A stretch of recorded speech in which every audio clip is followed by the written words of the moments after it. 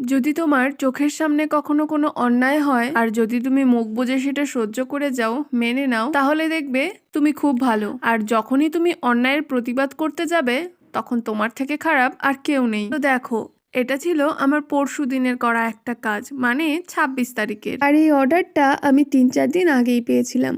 আমাকে তো প্রথমে বলেছিল 5 টায়ারের একটা কেক বানিয়ে দিতে, কিন্তু আগে আমি কখনো 5 টায়ার কেক বানাইনি, তাই আমি নেওয়ার সাহসও পাচ্ছিলাম না।